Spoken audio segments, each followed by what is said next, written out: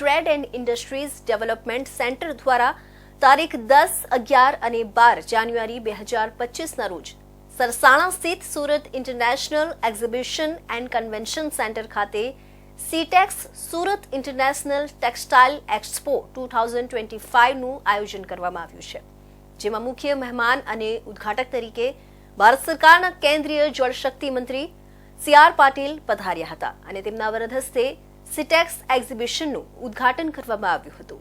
સીટેક્સ એક્ઝિબિશનનો ઉદ્ઘાટન સમારોહ યોજાયો હતો, જેમાં મુખ્ય મહેમાન અને ઉદ્ઘાટક તરીકે ભારત સરકારના કેન્દ્રીય જળશક્તિ મંત્રી CR પાટીલ પધાર્યા હતા અને તેમના વરદ હસ્તે સીટેક્સ એક્ઝિબિશનનું ઉદ્ઘાટન કરવામાં આવ્યું હતું.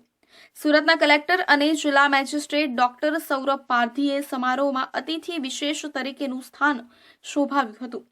આ પ્રસંગે ચેમ્બરના પૂર્વ પ્રમુખ તેમજ સુરત મહાનગરપાલિકાની સ્થાયી સમિતિના પૂર્વ ચેરમેન પરેશ પટેલ પણ ઉપસ્થિત રહ્યા હતા.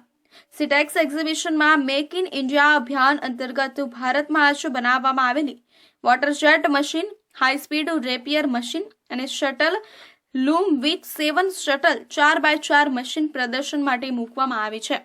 આ મશીનરીથી વેલ્યુ એડેડ ફેબ્રિકનું પ્રોડક્શન લઈ શકાય છે, જેમાં સોના ચાંદીના તારના ઉપયોગથી સેમી સિલ્કનું કપડું બનાવી શકાય છે.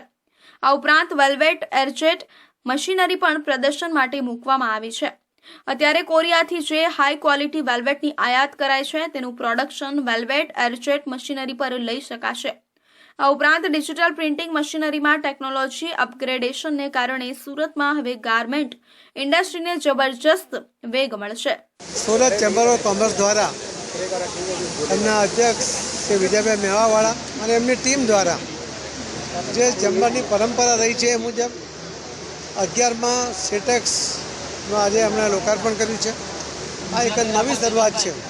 નવી ટેકનોલોજી સાથે આ શહેરના અને દક્ષિણ ગુજરાતના ટેક્સટાઇલ સાથે જોડાયેલા વેપારીઓ કંઈક નવું કરે, કંઈક નવી પ્રોડક્ટ કરે, લોકોને સસ્તી મળે એના માટે, લોકોને ટકાઉ મળે એના માટે અને ક્વોલિટી સાથે આ પ્રોડક્શન બને, એમાં ક્વોલિટી સાથે એની કોસ્ટ પણ કંટ્રોલ થાય, વધુમાં વધુ રોજગારી મળે અને વિદેશમાં પણ એને નિકાસ કરી શકાય એવા ક્વોલિટીનો કામ થાય, એના માટે એમણે નવી ટેકનોલોજી સાથે આજે આ એક્સપો એમણે શરૂ કર્યો છે.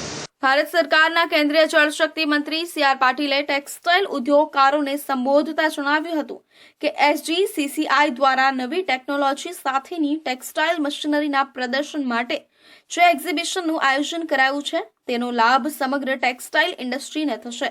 ટેક્સટાઇલ ઉદ્યોગકારો આ ટેકનોલોજીના ઉપયોગથી ક્વોલિટી પ્રોડક્શન લઈ શકશે. ઉદ્યોગકારો પ્રોડક્શનની કોસ્ટ ઘટાડી શકશે, જેથી કરીને લોકોને સસ્તી અને સસ્ટેનેબલ પ્રોડક્ટ મળી રહેશે.